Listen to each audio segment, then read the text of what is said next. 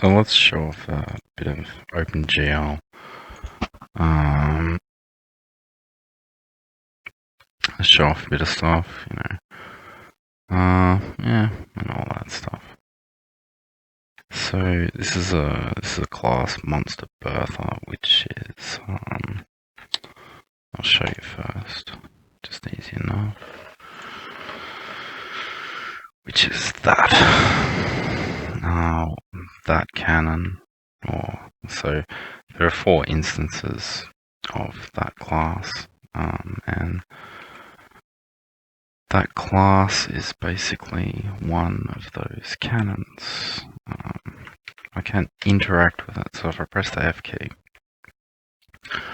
control will switch to the cannon that I'm closest to. As you can see right there, there's a bit of Venetian blinding. That's caused by overlapping of the cubes, rectangular cubes thingies. Just to show you something cool, I ended up drawing an outer cylinder and an inner cylinder to give you that lighting there. I mean, what I might do in the future is put a black disc right at the end of that, or possibly think of something nifty. Who knows? There's a lot of work to be done on this if it ever gets done, which it most likely will. I'll have to use to solve that Venetian blinding issue, which is, you can't see it there, but you can see the reasons why. So Venetian blinding is a phenomenon in OpenGL where when let's say two squares, really, in this instance, when 2 squares overlap, the very small the very small differences of the 2 float values are so close that it's the drawers and the calculators in OpenGL or glut, whatever it may be. I don't claim to know everything. Can't figure out what to draw and where to draw. So the best way to do that is basically don't overlap. But anyway, that's what Venetian blinding is. So eventually I'll modify the glTransform. So we'll start off by doing some stuff in OpenGL. So I'll modify the glTransform to right there to make that top cubic rectangle thingy with lighting materials and a modulated texture upwards. So let's do that right now. And Alt F4 doesn't feel like working. So escape works because escape in the code, escape is just exit 0. So we can find that. So that's so let's do it. I'll explain that in a minute. So the drawer is down the bottom, so this is all the drawer. So let's show off some OpenGL. That's really kind of what I'm trying to do. So if show wireframe, yeah, because you can switch it. I'm not entirely sure that will carry on from main. It should. It won't be hard to do, but this was an assignment, and when it was done, I kind of had a little bit more important things to do than switch the show wireframe to render. Just quickly, I'll do that just for fun, because why not? So draw a half triangle. A bit of a blurb there you might like, but so Z lowercase is wireframe, but I'm pretty sure it will not travel to, it does not work with the canons. So if we go lowercase, we go wireframe.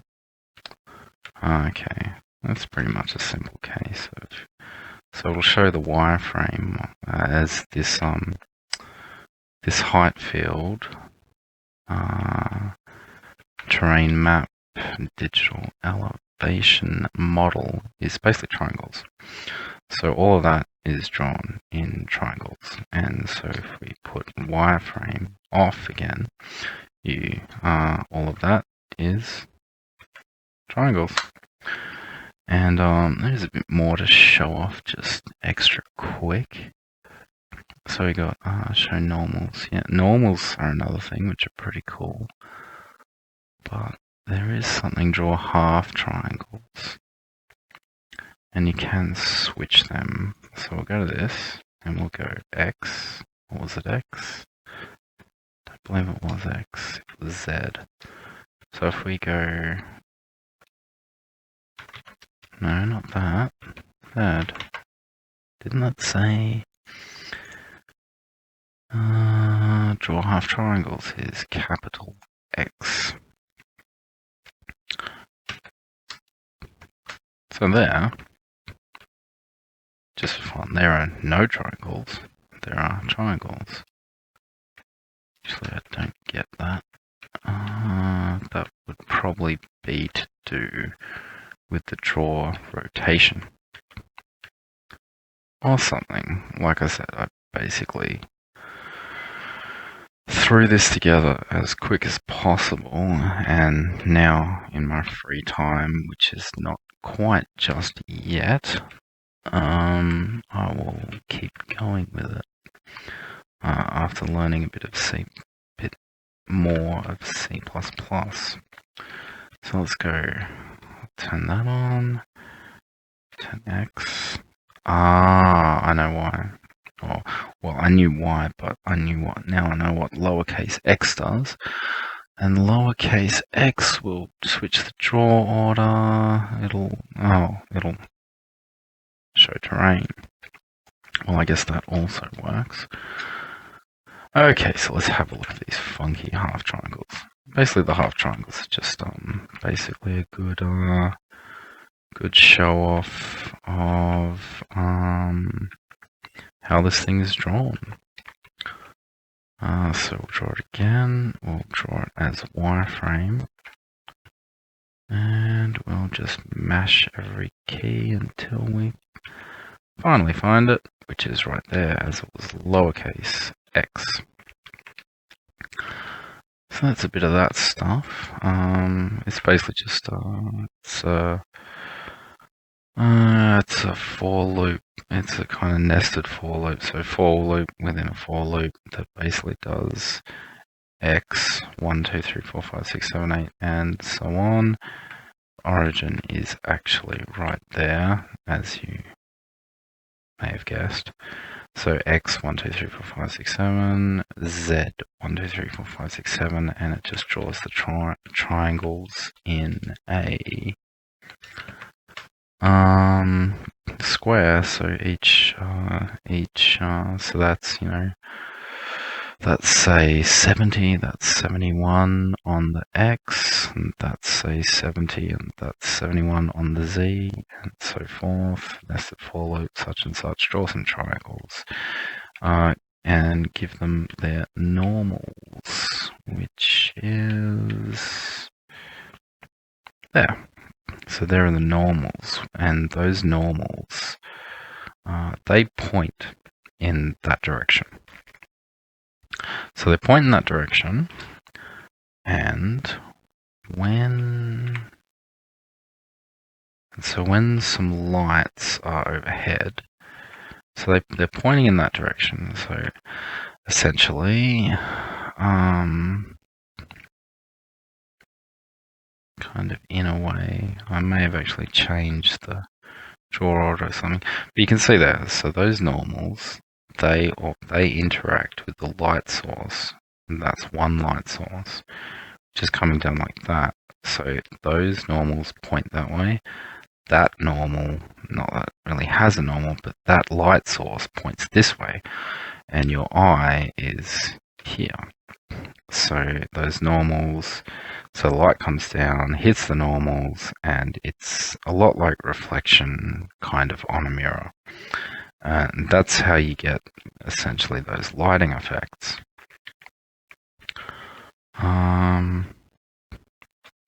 There's actually two types of normals. There's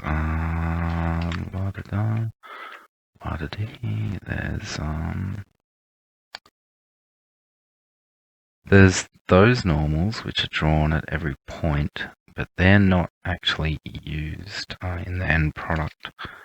Those are.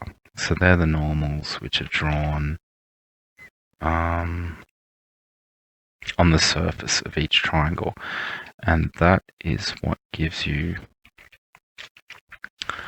the lighting effect here, which is what you see.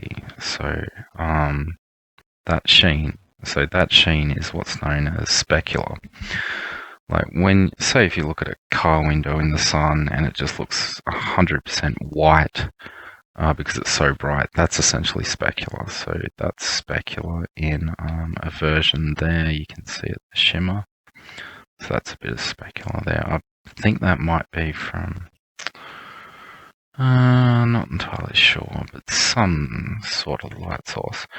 But, so that's that stuff. I'll show off a bit of this. So, firstly, what I'll do is,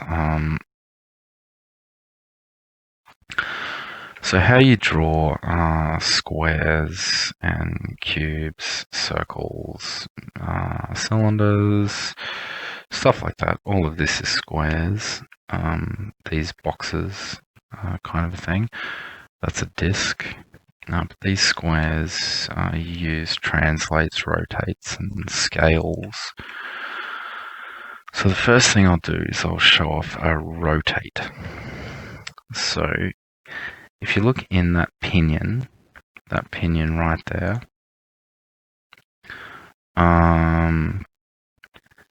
so in the code, in the program, there will be a rotate right about there that changes where this is.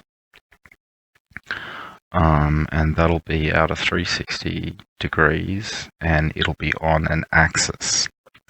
So you have X, Y, and Z. And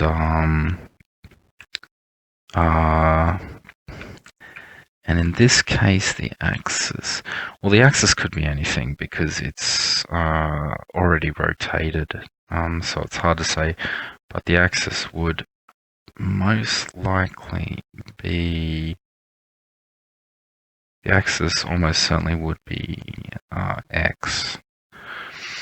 So I'll find the rotate and just play around with some stuff. I do have some variables that I used to draw all this stuff. That's all good.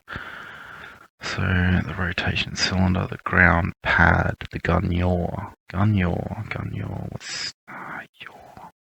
Yep, okay, that's the direction.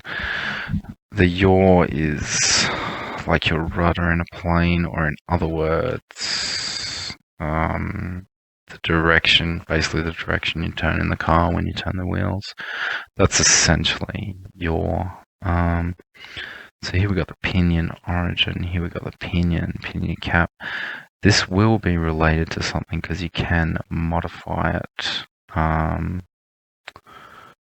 with key commands. When you get to the cannon, I've made it so if you press F and you're near the cannon, what will happen is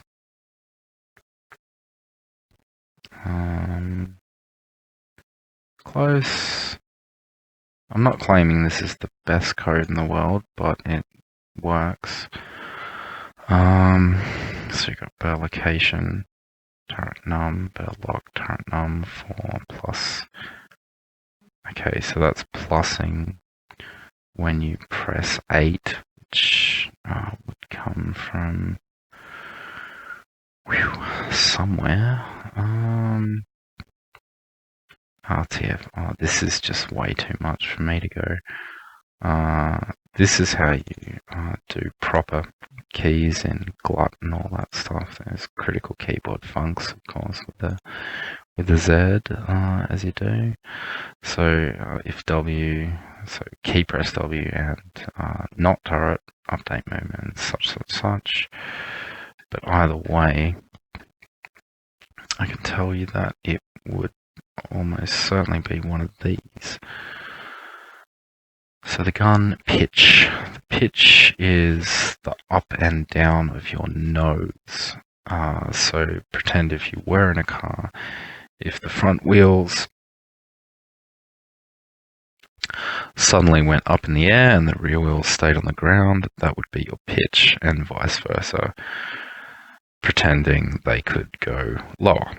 It's more of a plane thing, but anyway, so this is it here. So per location, glRotate per location ID 4 1. So that's the X. See, in glRotate, you rotate things, but you rotate them on an axis, and you identify that by one. So you got X, Y, and Z. You you indicate the axis you want to turn. That's the way GL has been made. So you go.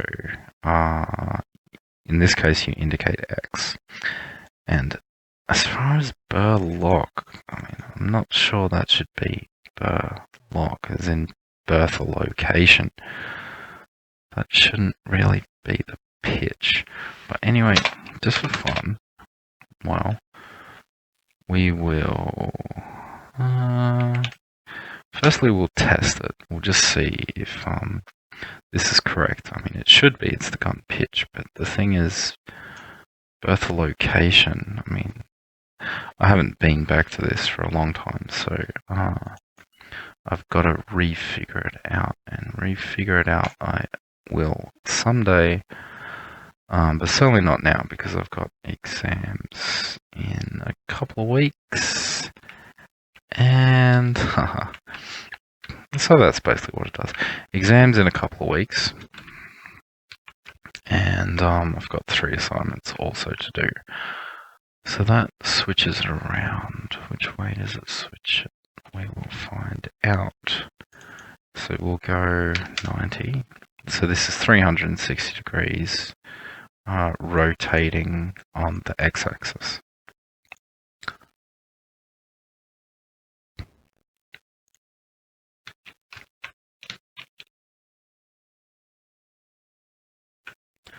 As I can modify this, I'll do so. So that's exactly as I thought. That's exactly what I wanted. So that's a rotate. I mean, I'm doing it with the keys, but as you can see, as the values change, that's pretty funny. I think this might actually, I think of this is static, so this is a base thing. So this is before, this is not supposed to go with keyboard commands. So the birth location is true, and the ID, because, like I said, not the best program in the world. I mean, I've only been doing it for 2 years. Birth location 4 would indicate probably an X value of some nature. I can't really tell you right now, but I will, just for fun. I could find all references, but I'm pretty sure I know where it is.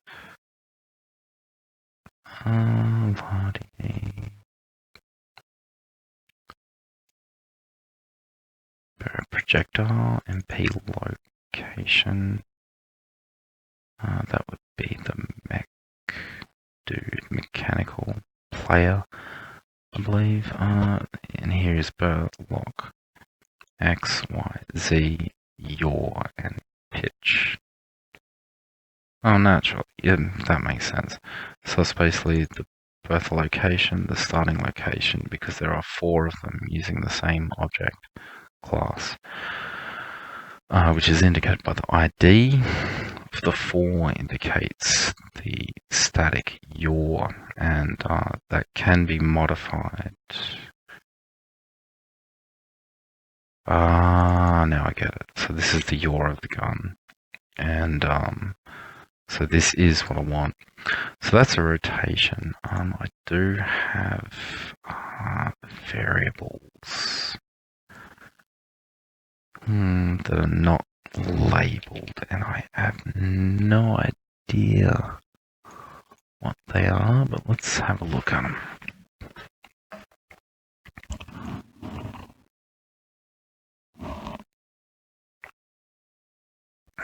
That needs to be moved into a header file.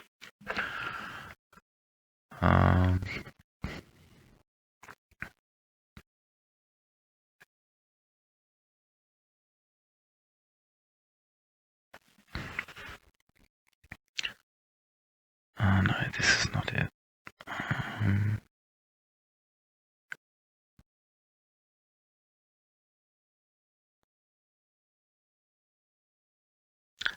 This is what I want, var a.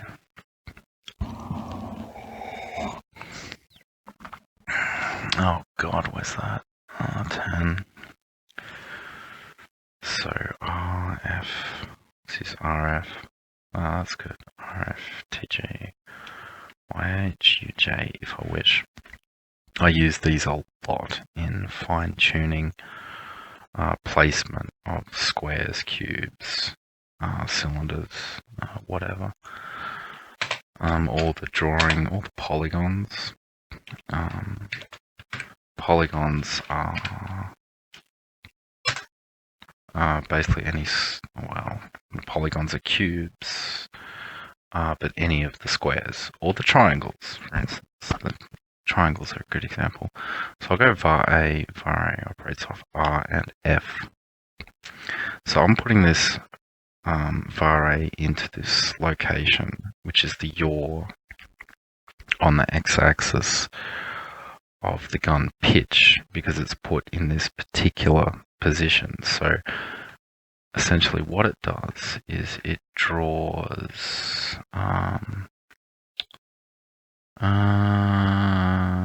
cubes, draws cylinders, draws more cubes, draws cubes, more cubes, translates, draws cylinders, draws this, draws that, draws this, draws that, and in between it changes the materials that the squares such and such will be drawn in. So I put in var a here, and I go, so var a is now inserted into that. So this should be kind of cool actually. So we go over here, sit here. Okay, so now I will start pressing var a, and very slowly it will. So that's changing the rotation on the x-axis. So that's rotation. And just for fun, we'll yeah, well, nonetheless, you get the point. So that changes the location for all of them, which is, yeah, which does make sense. I mean, this is not how it's supposed to work by any means. I mean, the other thing is I should, in theory, be able to nonetheless modify individual ones. Do that. Go over here. And the laser's working. There we go. Yeah, that's the thing I was having problems with, a lot of problems, and still am. This code's not fixed. Because if I put a laser onto... oh wow, this is way laser onto that. See, there's a checker on that line that goes from there, and it goes step, step, step, step, step, step, step, step, checking to see if it's close enough to that sphere. And when it is, it stops. But on the second occurrence of a laser, it doesn't work. So that's not good. That's high on my list of what to fix in this thing when I do fix it. So let's not destroy the program quite just yet.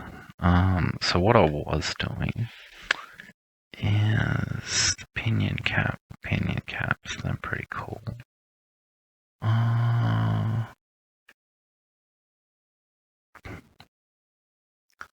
So what else have I got? So I've got that. So that's the pitch. So that determines the pitch before the gun house. So this is exactly where I have to put it.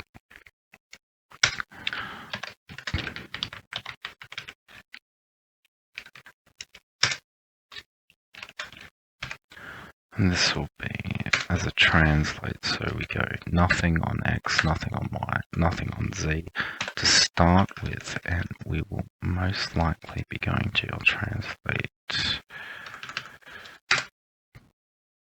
0.1 F on the Y. So that will make, the problem before was the Venetian blinding, so we'll just check to make sure that this is indeed correct. So we'll do a monster translate, which means it's going to start here on Y, and it's going to translate up in this position before the cubes are drawn and everything that succeeds that. So we'll try this. And they're going to look weird, as you can see. And it would seem that I'm in the wrong position, as that's not actually the cube that I wished to change. So I was in the wrong position, which does actually make sense. I mean, technically, I could, if I really wanted to, I could do that, and it would pretty much serve the same purpose.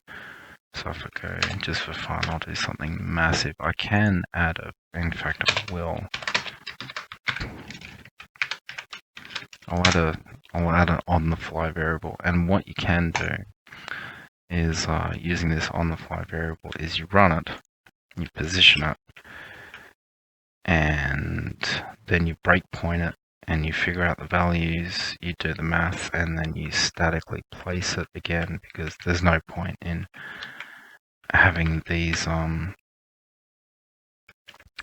big boxes, let's say, rectangular cubes to be possibly more precise. So there's the problem, and it's an ever so fractional small amount of translation, which is, so that's glTranslate. This is glTranslate on the y-axis. As you remember before, the rotation was done at that specific point in time, so that rotation turns the y-axis to perfectly up from there, because this is drawn. So as far as this as far as this cannon is concerned, that's flat x and z, and y is of course that. So basically what you do is if you want to draw a cannon like this, you place it all together. I can't recommend that would be a good idea. You would probably want to draw very small squares around it to overlap it, because as you can see, the Venetian blinding there is pretty radical. So it is wrong. I could, by all means, do it that way, but I won't. So this is because of var a is working very well. So that goes like that. And I think that goes something weird. So what I'll do is I'll do it on the fly. So let's get rid of that, and I'll show you glTranslate again. Let's go Control Z, Control Z, Control Z, Z, Z, Z. No real point in doing that.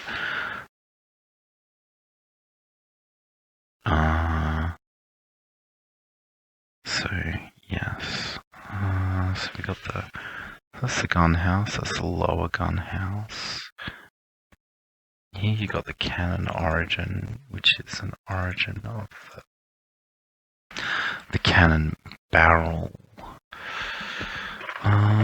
Piston depression. glTranslate, piston depression. That is the barrel, but it's, I'll show you. So this is another translate. So this is where you move X, Y, and Z, such and such. So we'll go -10, and just for giggles, we'll do this.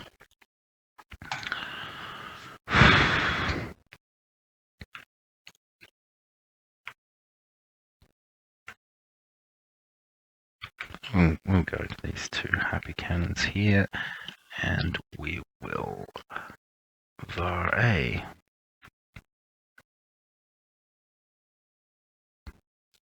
And that is how you make cannons look a little like cannons.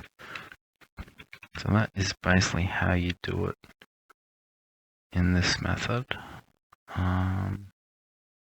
I guess it makes sense to see what's coolest. To be perfectly honest, that looks kind of cool. Like one little disc on the back of them, and that would definitely look cool. So that's glTranslate.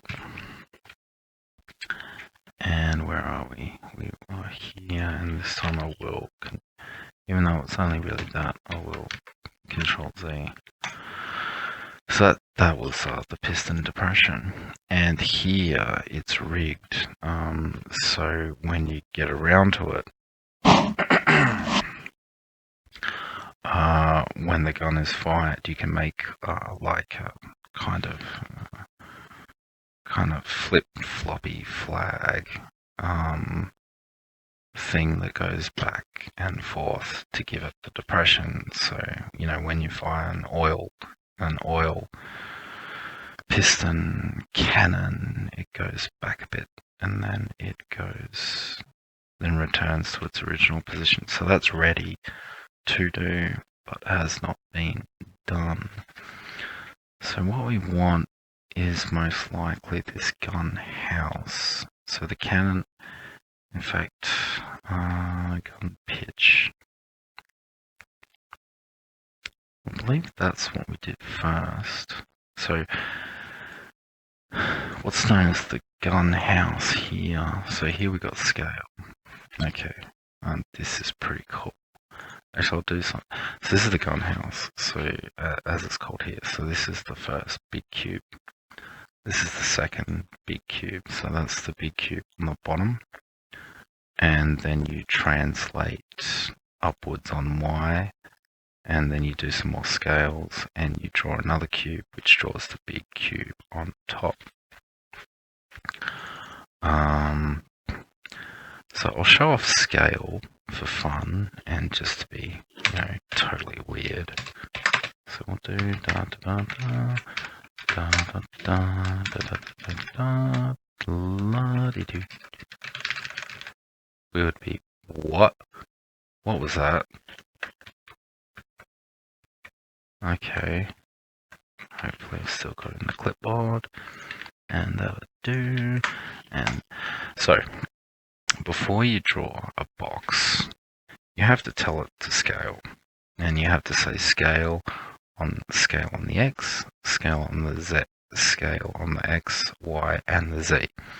So if you want a box that's not a perfect cube, but a rectangular cube, I'm not sure what they're called, but a rectangular cube, then you go x, y, 3, so you times the scale by 3 on x and y, and on z, on which is the axis like behind you,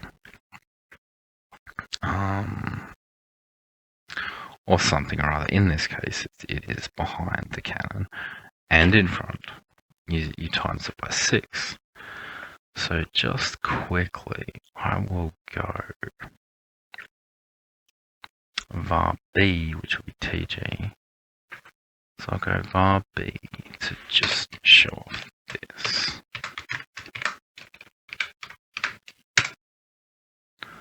So I'll go var b, so tg, and then I'll do a little modification with var a. So this is showing off glScale. So to do the scale, I'll use var b. Oh, that's not the right one. I actually wanted the other one. But anyway, I'll do that. Actually, no, that's not good. Well, how did I do that? It's got 2.8, 2.8, 10. Okay, so I'll... why don't I do them? Maybe I'll do them both, just for fun. Chuck in var b. Actually, I'll break that. So this was originally 2.8, 2.8, and 10. So, so that was a very stretched rectangular cube, or, well, a very stretched cube on the z-axis. So I've got var b and var a. Var a loaded on all 3 axes, and var b loaded on the z-axis. And this will be the top cube, whatever. So that's how you do it. As you can see, my modulation of textures was not the most intelligent, but nonetheless did the job. And once it gets into the minus, it will draw, but because of OpenGL, with draw order calculations and depth buffering, draw order calculations. Not in short, it's not really the purpose of this video, but draw order calculations and stuff like that. You see, what happens is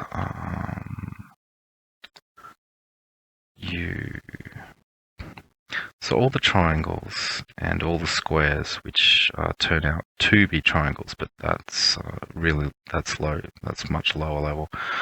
Let's just say squares. Okay, the squares are drawn. They're drawn either clockwise or anti-clockwise, and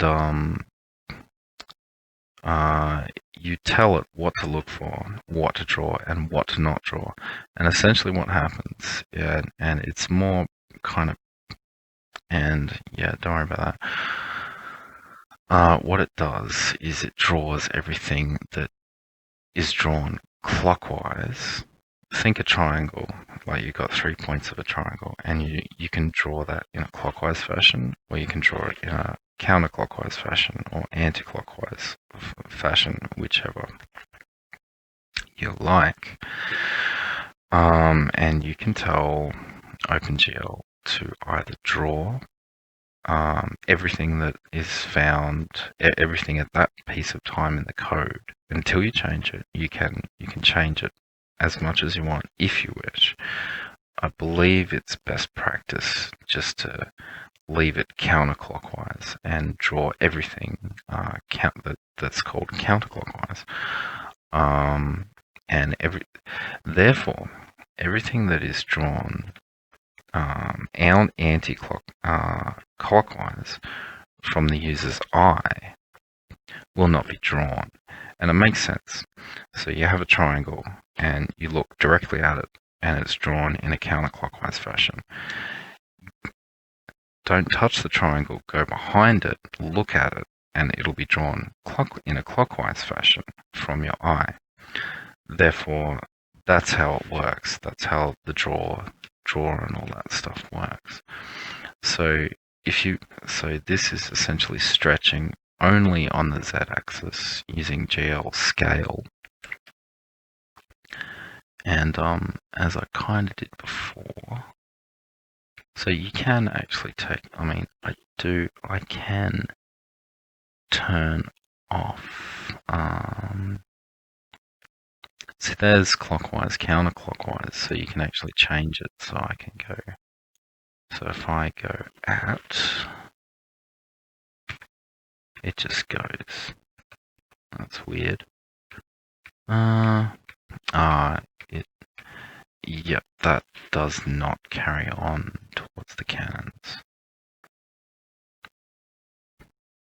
There's 10,000 of each of them, by the way. In a big array. So we've got depth and cull, they're the important ones. So that's depth buffer. Depth buffer will find out if something is behind another object, and if so, will not draw it. So that was C and B, wasn't it?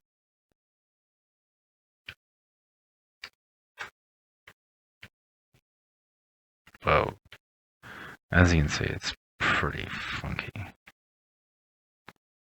Okay. I draw that in wireframe and all weird stuff. That shouldn't be doing that. So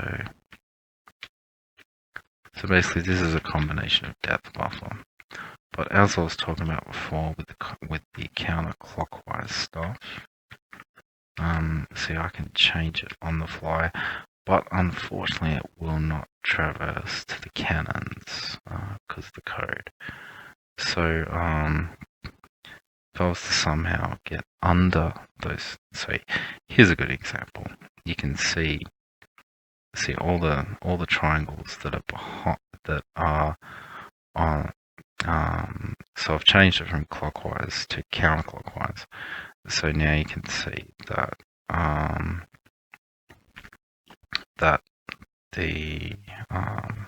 so if you get it, there's a very good example of it.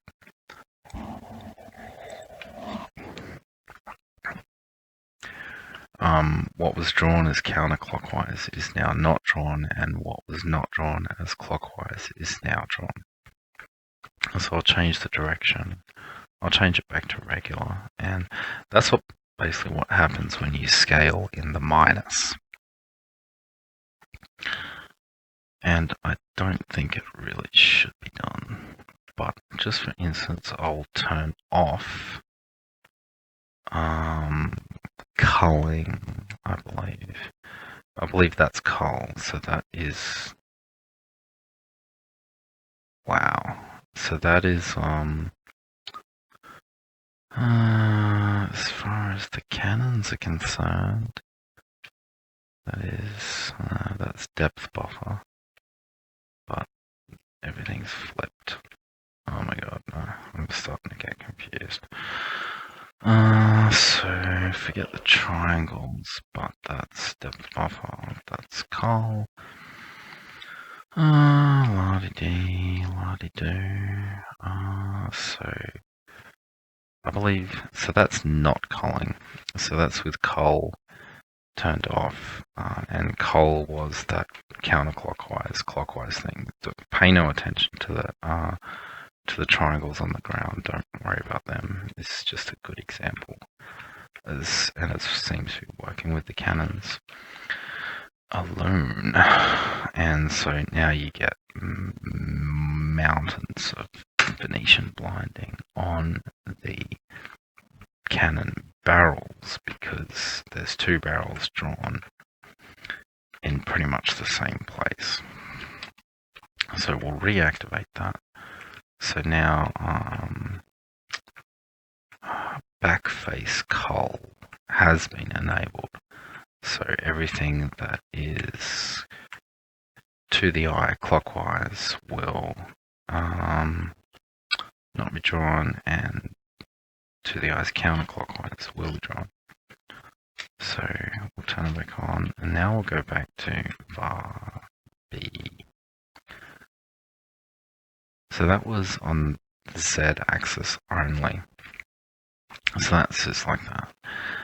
So if we try and scale before our square draw, because even though that is a rectangular square, which is pretty obvious, it's nonetheless actually drawn as a square, but your scaling on the three particular axes determines how it's drawn. So it is indeed a rectangular square. So if I increase and decrease on all three axes, X, Y, and Z, that's what you get. So I'll go F, because F here serves as two functions. F will activate the cannon that I'm closest in proximity to, and will also activate bar B. So technically you could have a cannon like that if you really wanted, which could have potential, maybe. I think I'll omit that, but nonetheless. So let's sit there, and now I can do it again. And let's try in the minus for fun. And holy guacamole. This is why basically you don't go in the minus. At least, hopefully. So I'll I'll kill backface. Wow. Kill backface culling. And that is killing the depth buffer. So the depth buffer will not draw anything in front of something else, as you can see by the barrels. So I'll redo that, and we will rescale that there, and that flash of light basically tells you is because the normals are better, or are correct as far as the light sources are concerned. So the normals are back to normal. So that's that, and that's my funky cannons. And because I don't have collision detection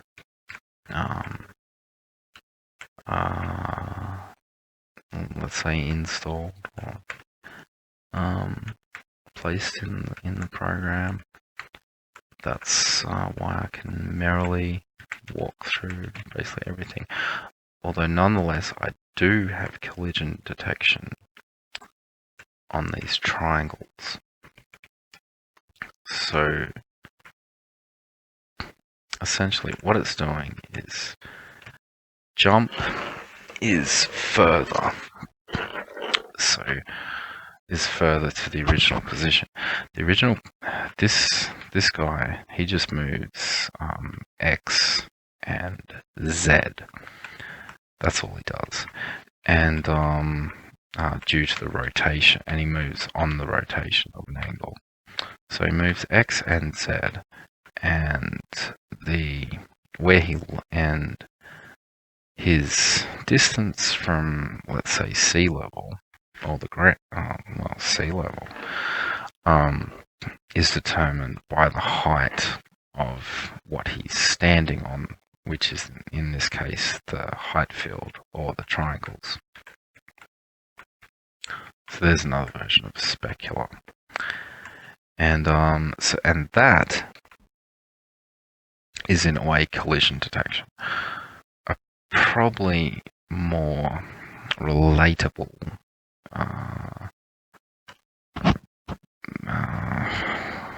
something of collision detection is that. So that will, and that should really work really well. I mean, it's really, there's a thing called granularity, and that is where basically so when these bullets are firing, so this world operates on 30 hertz, so 30 refreshes a second, and regularly you would do a check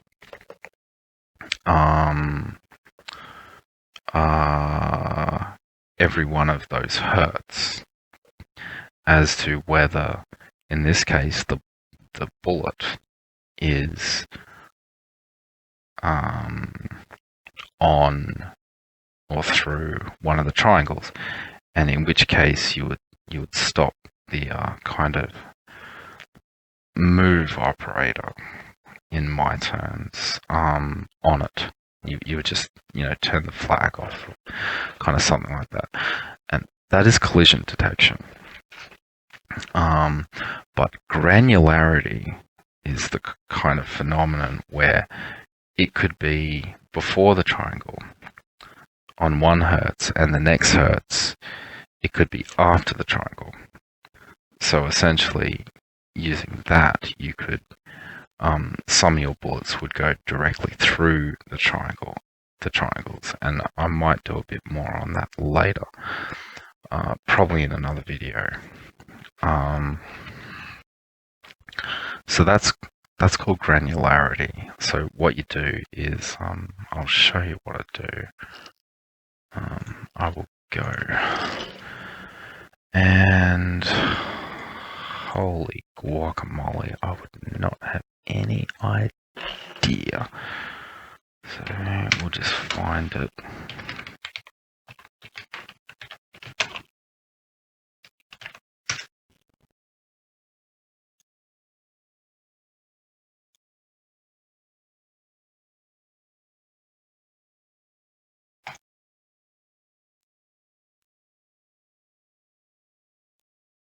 Where are we?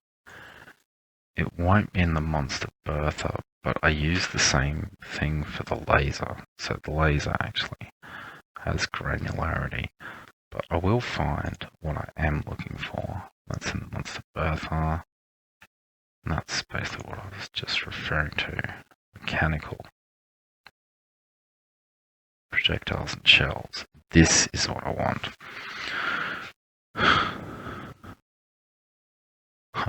That Stack Overflow refers to a push and a pop of OpenGL. A push and a pop, I'm kind of talking as if I am a stack, but anyway, a push and a pop. So what you do is you push your location, and then you stretch whatever you wish. This is a pretty good example of the world. And then you draw, say, a cube, and the cube will be like those scales of the X, Y's, and Z's. This is actually possibly a very bad example, but nonetheless. And then once you've done that, if you continue drawing and you continue translating and you continue rotating, then the fine mathematics of calculating all that would be just ridiculous. So basically, you save your coordinates, you push, pop, scale, draw, not pop, sorry. You rotate, translate, and scale. Then you draw whatever you wish, and then you pop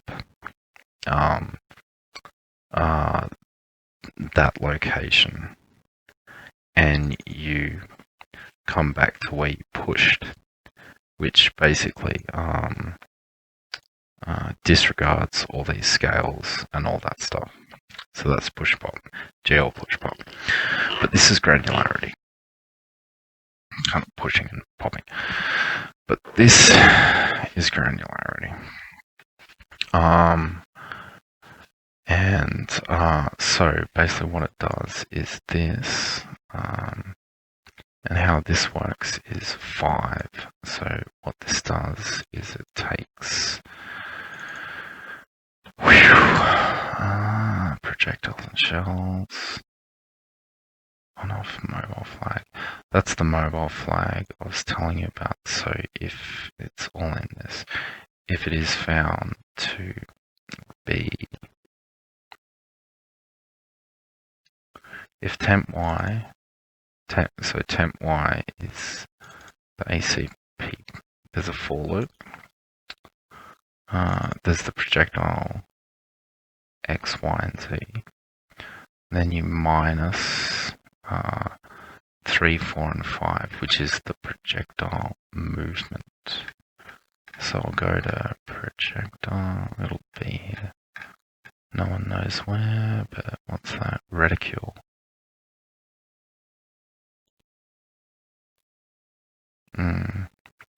That's not, that's actually something really cool, but I deactivated it. Show wireframe, laser sight. Wow. Laser sight, what direction? It'll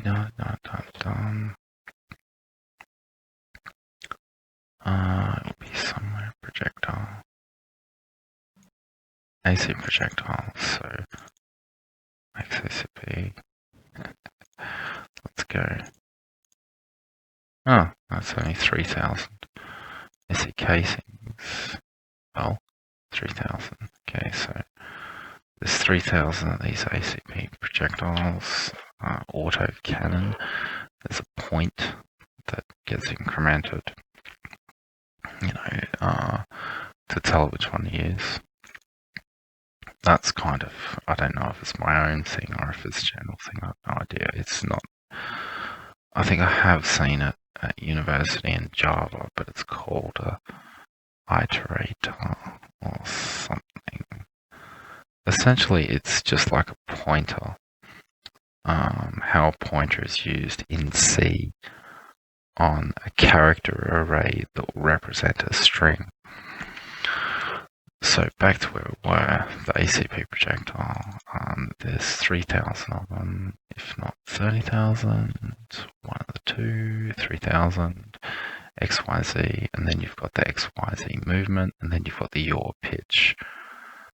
And yaw and pitch will be necessary to rotate before drawing the projectile, because it's like basically point a fork at someone and just hold it there, and the fork is pointing at.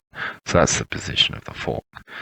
But say if the yaw and pitch of the drawing was wrong, then you would be holding absolutely nothing, and the fork would be like perpendicular or something weird. It would, like, you'd be holding the fork, but it wouldn't really look like it because it would be drawn incorrectly, which would basically mean your thumb would be pointing at like the fork prongs. It's really hard to explain, but when you think about it, if the rotation before the draw is incorrect, then you've basically got a bullet that's flying backwards or something like that. So you've got the yaw and pitch for the drawers, you've got on-off, whether it has collided, and then you've got in air. Actually, I think on-off is whether it's drawn or not. So if it's not, there's checks. So if it's something like 1,000 X's from origin, then it gets deactivated and is no longer drawn. Then you have in air, and I believe in air is mobile. So if that flag is 1, apply movement to it. If it's 0, just leave it where it is. And that'll be 1 for on, so keep drawing it, as in it hasn't, gone out into somewhere in outer space and there's no point in drawing it. whatsoever. Left hand. Bugger. La-di-dee. So here we're back to here. So this is back to the granularity. So granularity. X, Y, and Z. And then you have, so this is the X position, the Y position, and the Z position. This is just the way I've done it. I don't know if it's proper. I know it's effective, but I have no idea if it's proper or any of that stuff. So you have the projectile, then you have the move value. So the X, Y, Z, where it is, then the X, Y, Z, the movement. You divide it by 5. And so you get a fifth of that, and then you go from J, going 0, 1, 2, 3, 4.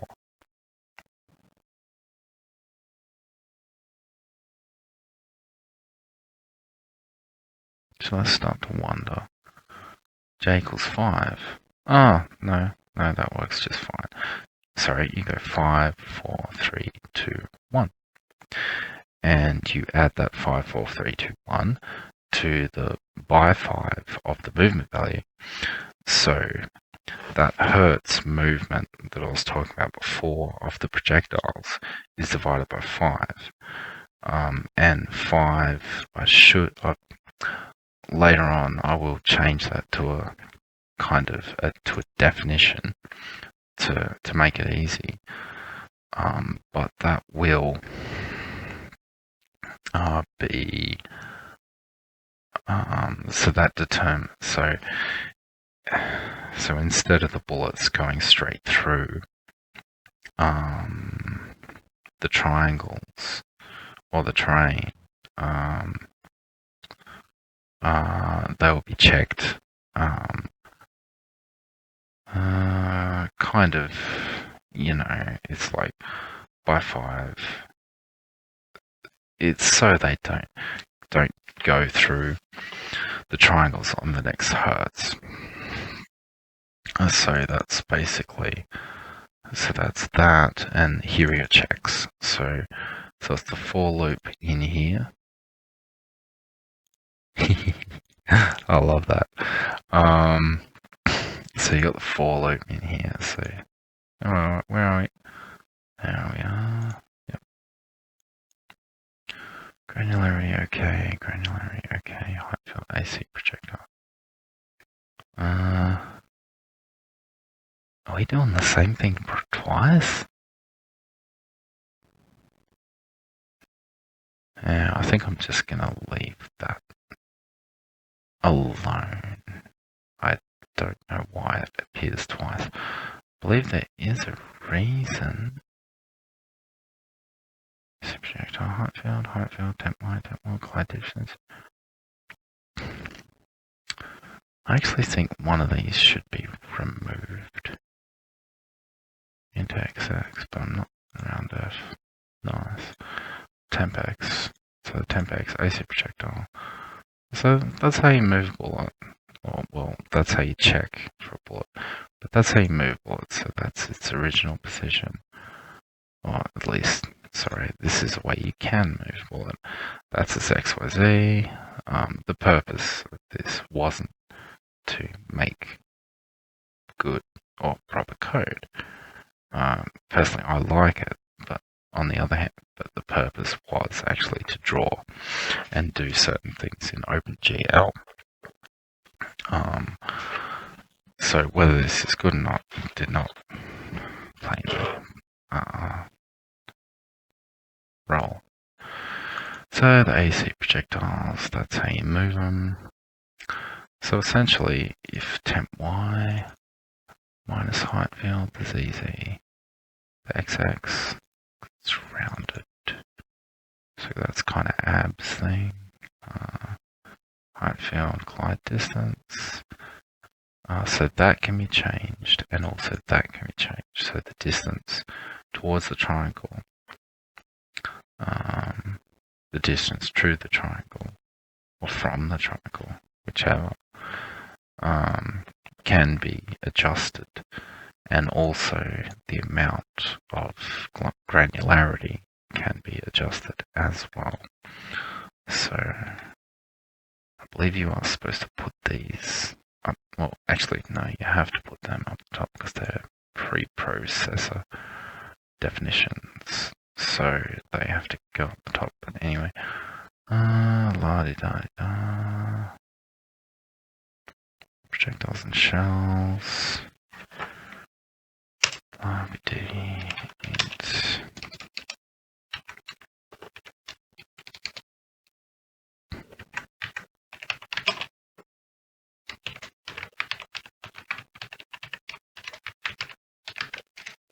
Let's just go that equals. That's 5. Wow, I'm really gonna put that in. But anyway, where is it? That's the granularity factor. Oh, bugger that. I'll do it later. That's all pretty cool. Go to bullet collision. Okay. I'm sure there shouldn't be 2 of these, but anyway, I'll leave that for now. I'm not touching it.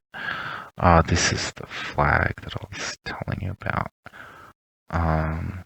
So basically, abs, AC projectile, the X, bullet collision, okay. Bullet collision, okay. So that basically means that it's passed. I think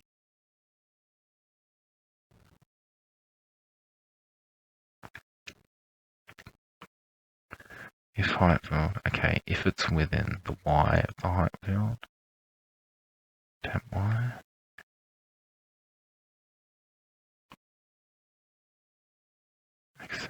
Temp Y, temp Y. I can't really read this now, I don't really have the time. It's not hard, it won't take me long to figure out, but it's pretty good. It's pretty complicated, sorry. This is an out of range check, so it basically looks... of course, that checks the X, the Y, and the Z. So the J is this.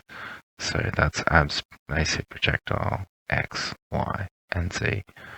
In the I, which is for the max ACPs, so every last one of them. So every last one of them, if 8 is on, it'll be drawn. If not, keep going. I could actually go to that. But no, you don't really have to. If AC projectile is mobile, then do all of this, then do the checking, because if it's not mobile, there's no need to check it for collision again. So you don't want to do that stuff.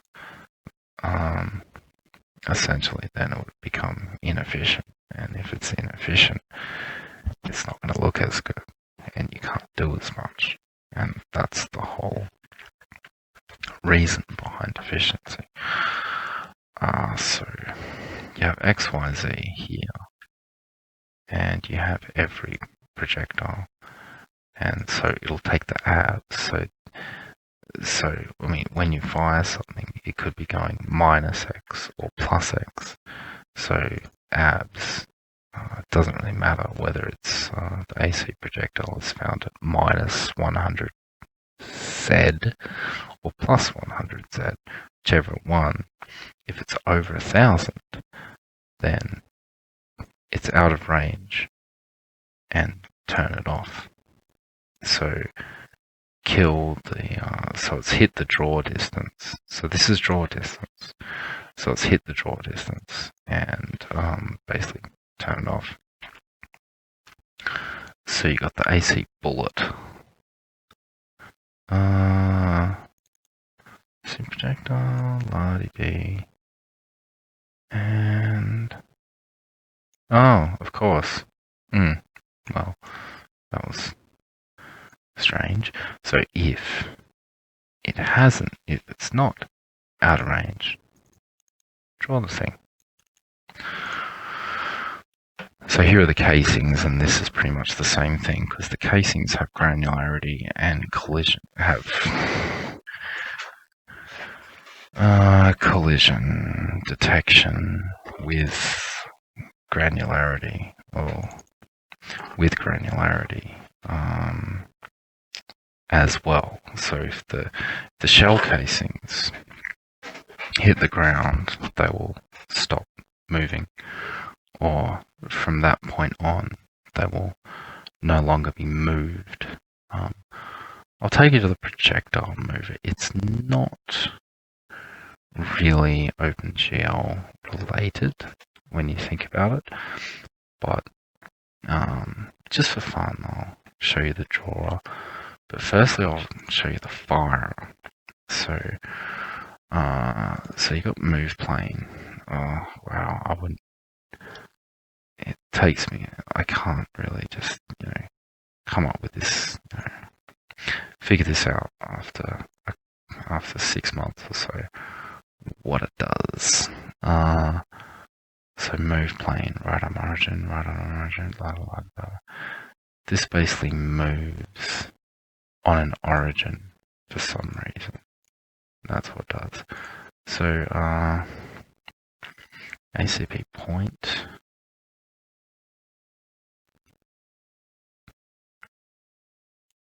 ACP point. Of course. This is that point thing that I was talking about. So, as you fire the bullets, so it starts off at 0 and it goes all the way to max ACP. So this is how it cycles.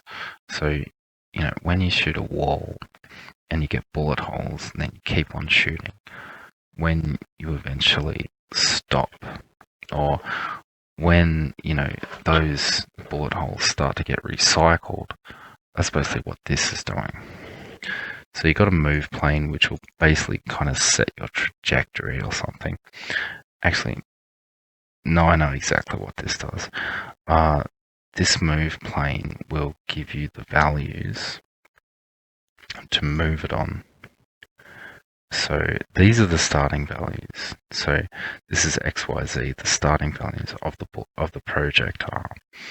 XYZ, and there's plus 0.4 for some reason or another. It's just an adjuster. And then you've got 345, which is the XYZ movement. 345, and that is my excellently labeled variable names, which nonetheless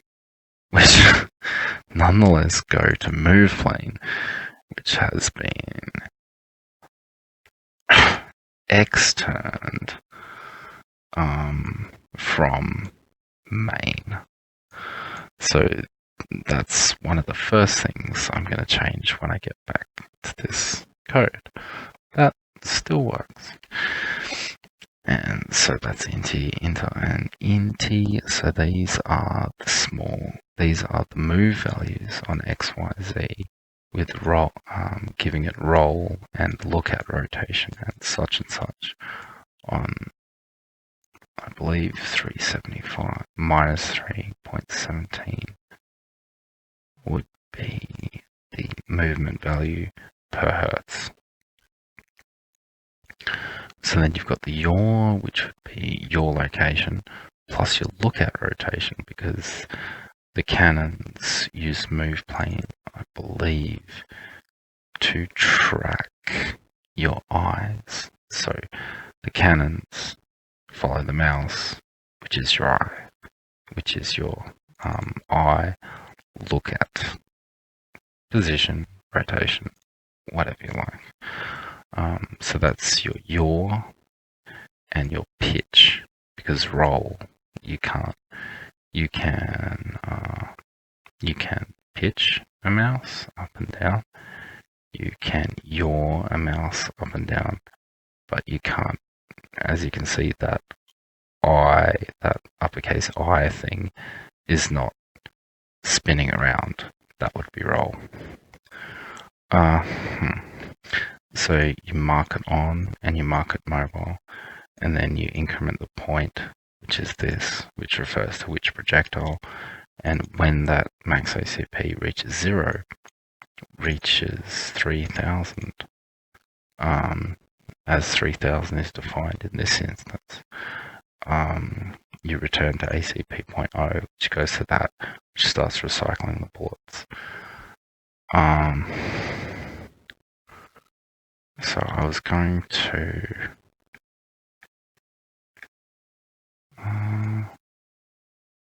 show something. Can't remember what. La-di-dee, there's the head.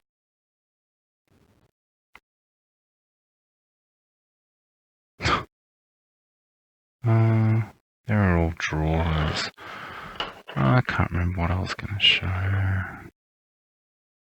See, backpack, left hand, lock. Yeah, that took a while to do. These are kind of twisters and stuff. There are flags somewhere. Walked-o flag. I don't know where that's declared. Walked-o flag equals not walked-o flag. Which is pretty cool. La-di-da, laser sight, reticule. Oh, reticule. I'd love to reactivate reticule if I can figure it out. It'll be drawn. Where would it be drawn? It's either. Okay, we'll go to reticule. Try and figure that out because it's pretty cool. If I can figure out there. And this is pretty cool. And that's reticule. Or at least that's the reticule that I made. Which is not affected. Which is not overwritten. Because at the particular point in time when I was doing reticule, which I deactivated, don't know why. So at the particular point where reticule is in the code, just before it, I turned off that, which is depth buffering. So basically, the reticule will be drawn even if it's behind something, and the reticule actually is behind. The reticule is actually off in space. So if you look there, if you look really close, the reticule is far. So the reticule is, if you look, about that far. And if you keep going down, so the lasers that come actually from his elbow joints, they do have depth buffering, but the reticule does not, because just before the reticule is drawn, depth buffering is turned off, as I'll show you. If I can go to reticule, if hidden depth, GL disable, GL depth test. And then at the end, if hidden depth, GL enable, depth test. And lighting as before, I think, actually that might have been another video that I probably will delete for certain reasons. If lighting, then GL enable, but GL disable lighting, because the reticule and the lasers, they're just pure color. They're not like materials like these things, which are affected by light source calculations and stuff like that. So I'm thinking I might end this video somewhat shortly, but we'll go back to monster video, monster birther. So that was granularity, a phenomenon. It's the cannon location. I might possibly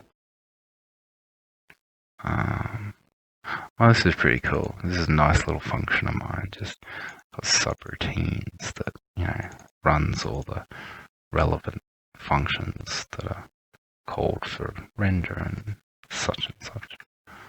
That's something cool, which is burr projectile ID 8. Projectile, draw projectile. Hey, that's not bad. The monster birther. So this is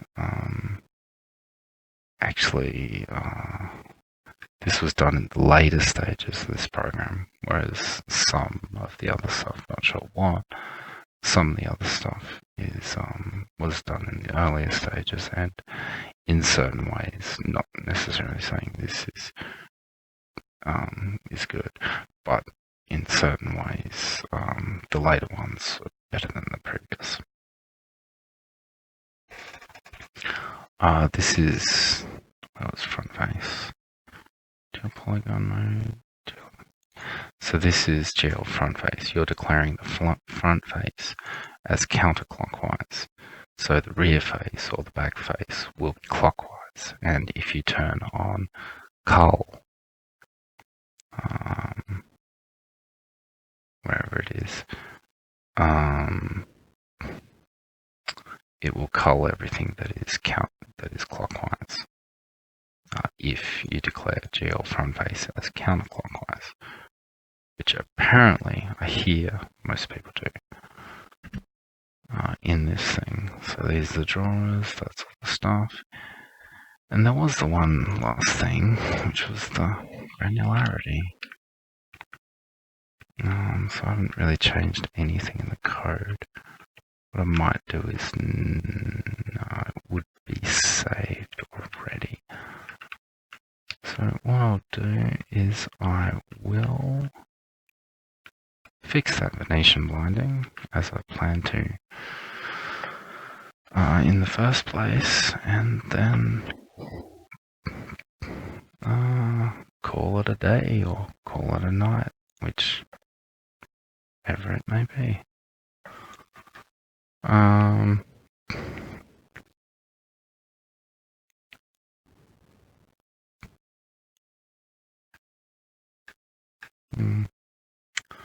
So we'll go stuff gone, pitch gone house. Actually, it's right here. You will remove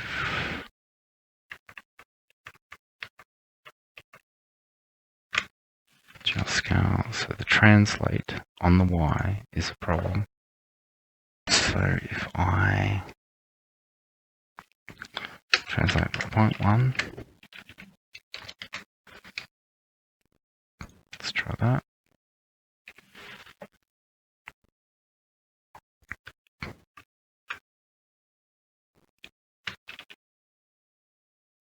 I should have barred it.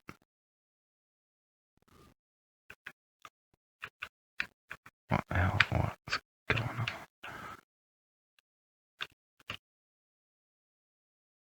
And that has fixed, looks to have fixed the Venetian blinding problem. And it has.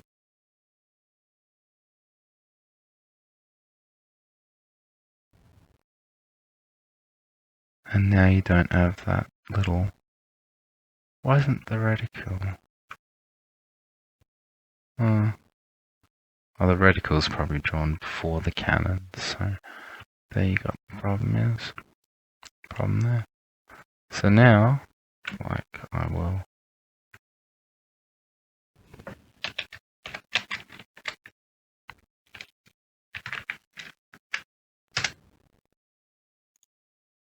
just to test that, F.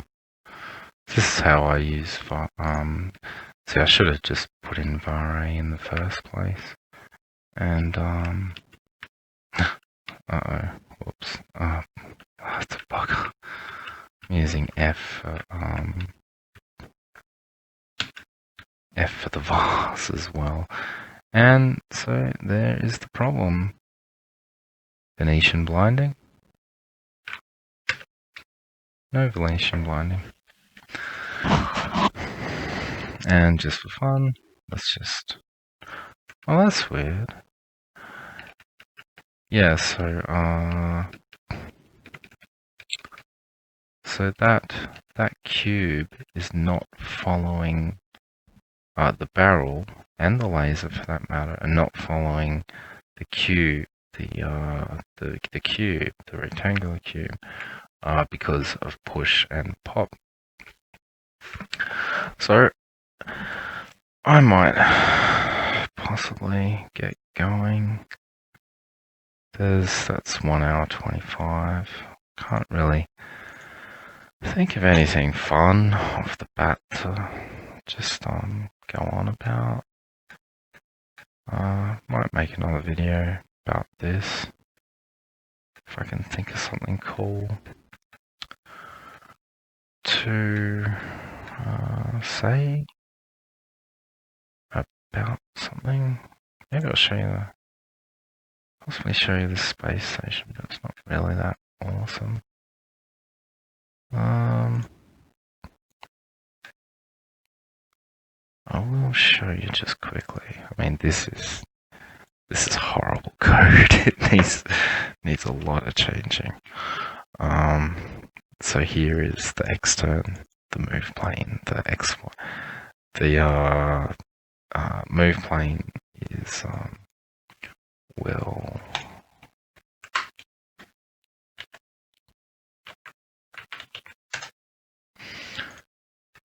that's not it. That's actually a different one. That's a 2D one. That's not even actually used. That was disbanded.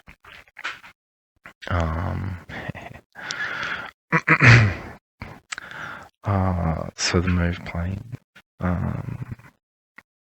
What does it do? Move plane, you give it an X, Y, and a Z. You give it a roll, a pitch, a yaw, and a distance, and it'll give you an X, Y, Z coordinate. And it's found in main, and it is externed everywhere, including the values. And that may be the problem why those lasers,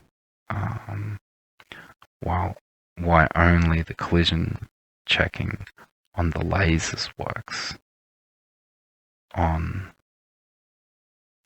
one of these cannons.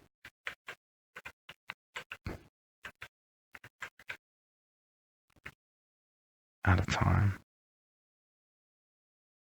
But the Venetian blinding on, well, the bad drawing, you see, I mean, the code is the same for each object, and so these two instantiations of the Monster Bertha cannon object are identical, but nonetheless they're working different, because if they weren't, then they're identical. But the first laser will stop being drawn at the point that it's close to the sphere, but the second will not. And that after exams and after the assignments, I'll get onto that. But for now, the RF, the Venetian blinding problem is stopped as the and I've as the distance that's been set out between that rectangular cube and that rectangular cube was off by 0.1 float. Thank you for watching the video. I hope you enjoyed it.